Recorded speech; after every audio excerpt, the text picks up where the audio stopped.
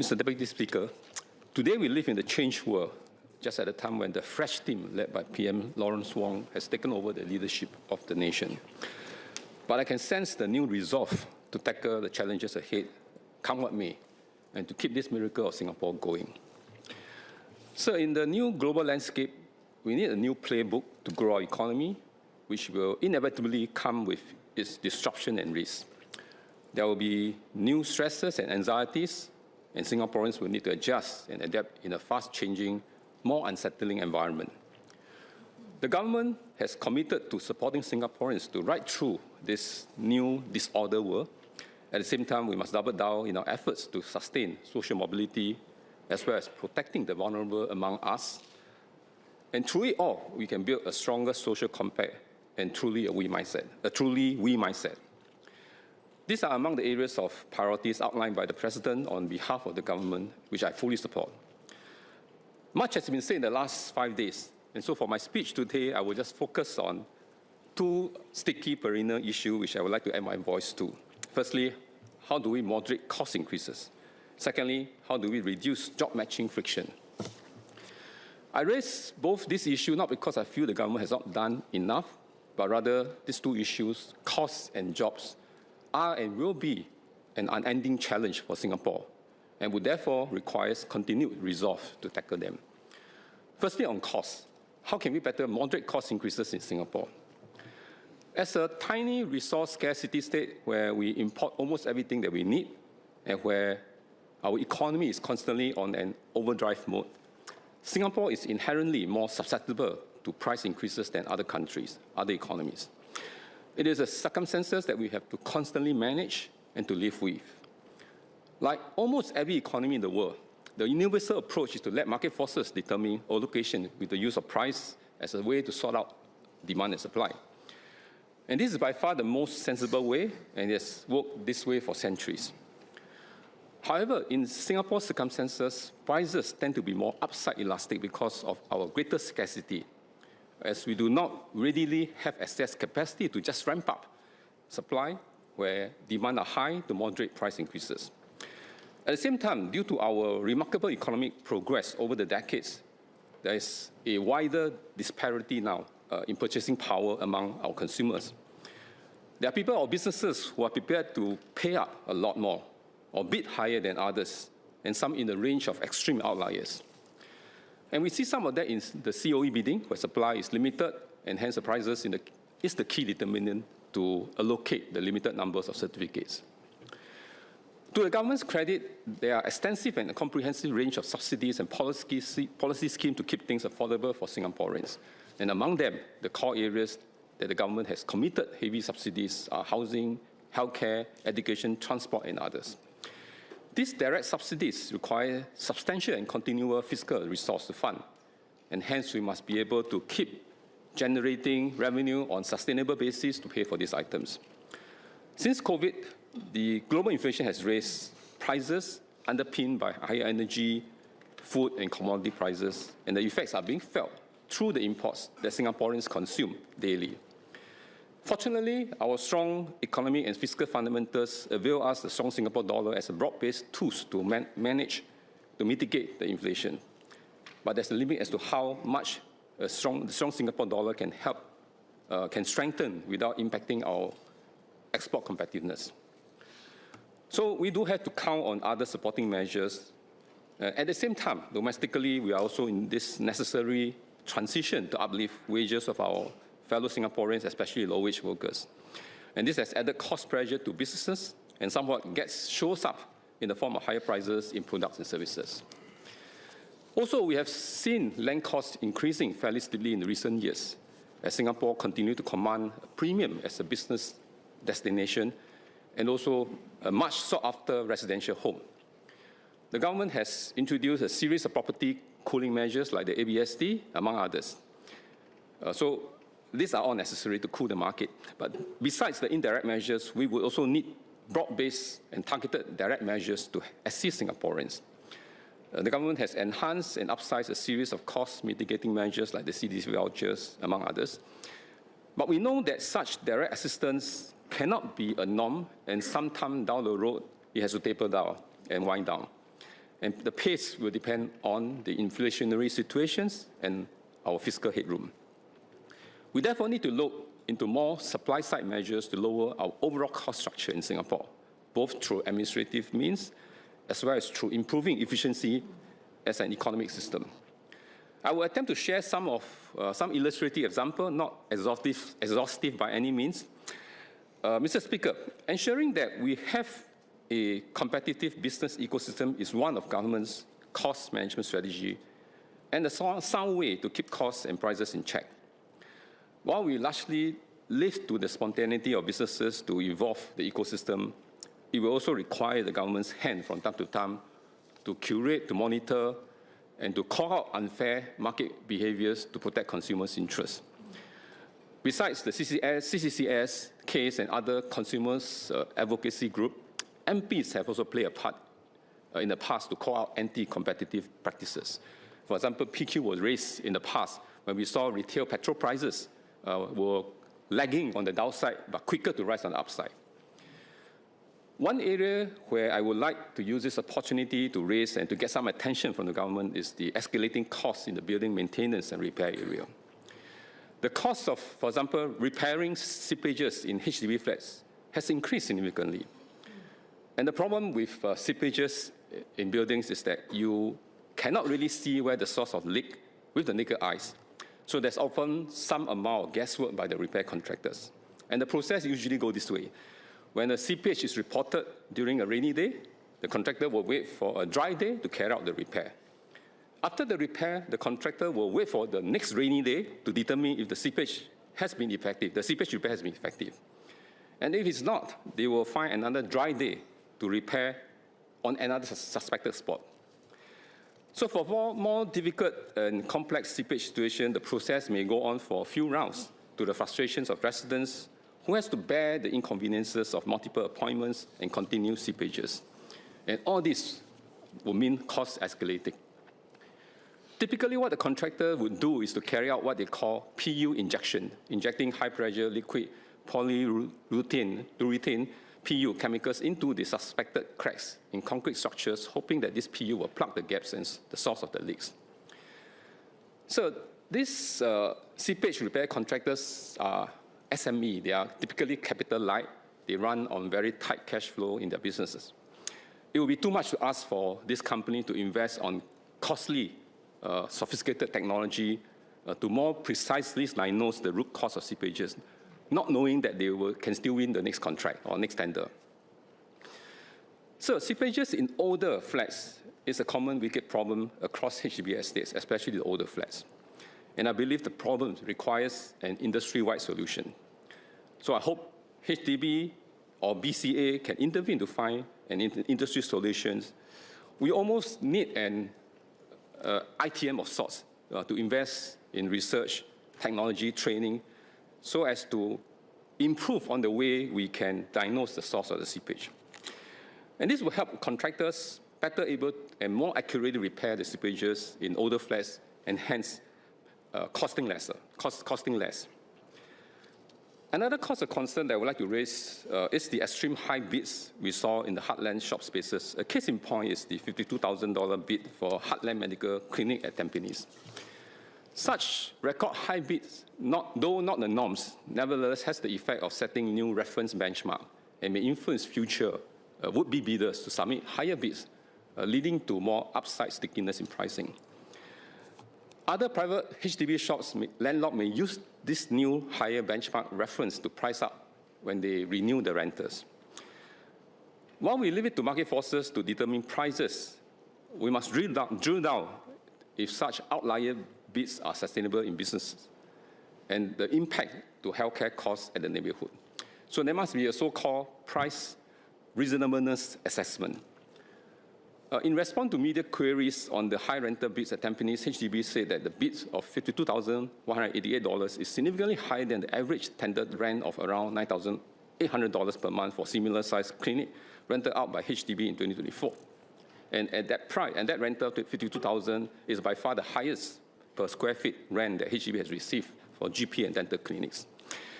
I'm glad that HDB later announced that it will move to PQM, and was further elaborated by MND SMS Sun Xueling 3 days ago in the PQ reply. Hopefully that would reduce future occurrence of overly high rental bids. Another case in point is the high rental bid for hawker centres. NEA received a bid of $10,158 last year in Marine Parade. And this is way higher than the median $1,008 median successful tender price for cooked food stall in 2023. Again, this may not be the norm, but it could create upside room for rental prices to escalate. NEA has since implemented the new rental model to deter overly high tender bids, where the rental adjustments will be staggered when renewed. Let's see if this new model works, but I hope that NEA can, in addition, also consider the PQM approach that HDB has adopted. Mr. Deputy Speaker, we must be watchful of extreme high bids for retail spaces in the heartland, as in aggregate, it can add more upside cost pressure. Another measure that I hope HDB can consider and look into is to increase the supply of rental spaces in locations where rental bids tend to be high, as the high rental bids may well be due to inadequate retail spaces in high population density residential town. So prior to the government's decision to resume building hawker centres, a coffee shop were at one point changing hands in the tens of millions of dollars. But with the hawker centres being built and new supply of retail stores, we have seen transaction prices of coffee shops stabilize.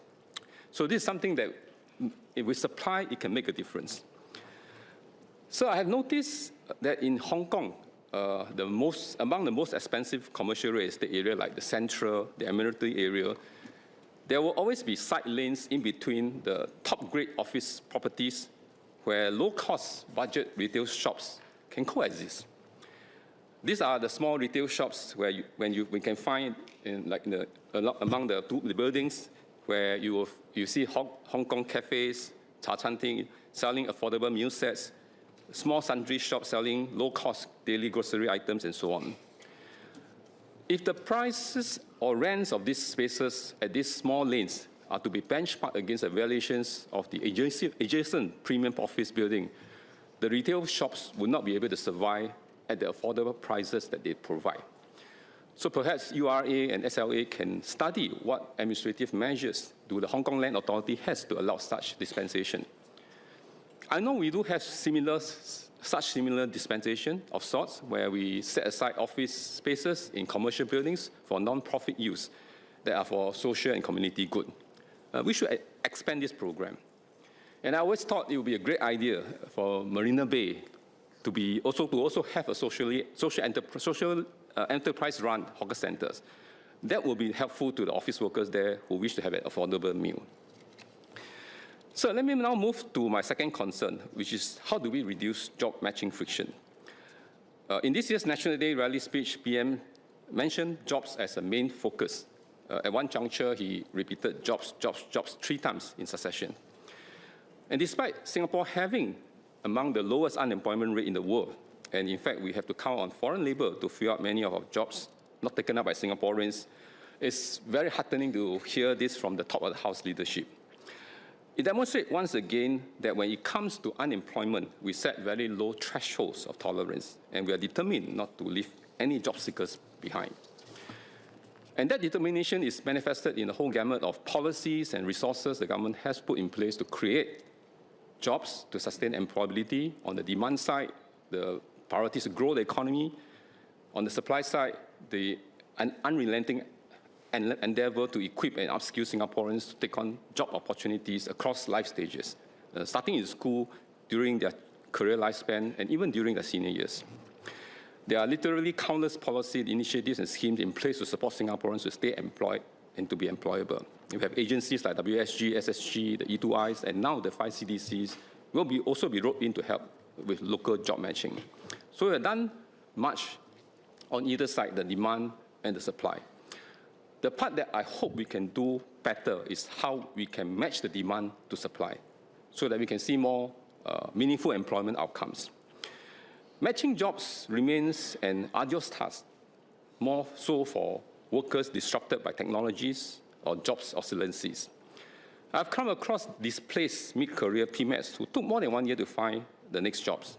And imagine the stresses and the anxiety, as well as the emotional toil and frustration having to send countless CV, going for interviews, waiting for outcomes, only to be disappointed again. And it saddens me when I see middle-aged PMAT with good work experience, still able, still capable, but having to retire early, or to be not meaningfully employed. And this is especially so where now today we have our life expectancy, health expectancies are also all increasing. Very often, the skills and experiences that these mid-career PMATs have are actually the skills that the companies are looking for. But somehow, the match just does not occur. Some of the available jobs are actually quite general in nature. Some are administrative, they could be support roles, some are managerial, which we have no shortage of experienced managers. So if it's not due to the lack of jobs or not lack of skills or experiences, then what are the impediments? I can think of a few. Mismatched expectations, biasness, whether it's age or others, inability of the job seekers to impress the hirers. The Singaporeans, some of us may tend to undersell ourselves. Here, I would just want to focus on one particular impediment, and that is the job seekers are not being plugged into the employer's hiring network. Job search platforms and agencies like My Careers, Futures, E2I, WSG have done a great job matching jobs for many Singaporeans. But for matching jobs in more senior positions where many mid-career PMATs job seekers are looking for, it can be less effective. In such more senior roles, the hirers tend to depend on their own channels to find the candidates, often by way of HR search firms or by their own internal or external referrals. The companies may still advertise the jobs on public platforms if they are opening their search to include foreign candidates as part of MOM requirements. So they do that too. How do we better match jobs, especially for more senior PMATs positions? Firstly, we must help job seekers plug into the job search network by encouraging companies to open up their search beyond the usual network and genuinely work with agencies like E2I, WSG, and NTUC to source a wider pool of candidates and as another source of referrals. Secondly, jobs counselors, besides helping job seekers with career advice, CVs, and interview preparations, can also show the job seekers how they can put forward the candidacy more effectively and directly to the companies, as well as set the expectations. Thirdly, HR managers and HR search firms are the critical conduits, and they must be similarly aligned as well in terms of giving candidates that come from outside their network a chance to be interviewed, for example, and to help the company grow the local core. So in this regard, I would like to revisit suggestions that I made a couple of years ago, which is to increase the FCF job advertisement period for EPs from 14 days to 28 days, to allow for sufficient time for companies to consider all candidates fairly. So I do understand that at the end of the day, job search is a personal undertaking. The job seekers must have the adaptive and positive mindset to ride through the job search journey and be well aware and realistic of the changing market landscape. At the policy level, we must resolve to leave no job seekers behind and help every Singaporeans who wish to be gainfully employed find their livelihoods. So in conclusion, I've worked in the financial markets sectors for all my career life, very much living and breathing markets. I've seen extreme volatilities in markets, very often to the detriment of economies and societies. And I know too well that markets do misbehave from time to time. It may not always bring us to the right place that we desire. And that's why often we see central banks and governments intervene to steer the markets to the right pricing. Similarly, in the areas of costs and employment, the government should not take our eyes off the market forces that are in play, and where necessary, intervene in the best interest of Singapore and Singaporeans. We must endeavor to keep costs and prices stable for reasons of our economic competitiveness and affordability, and also to do our best to help every job seekers find the best opportunity so that they can also live fulfilled lives and take care of their families. So I support the motion.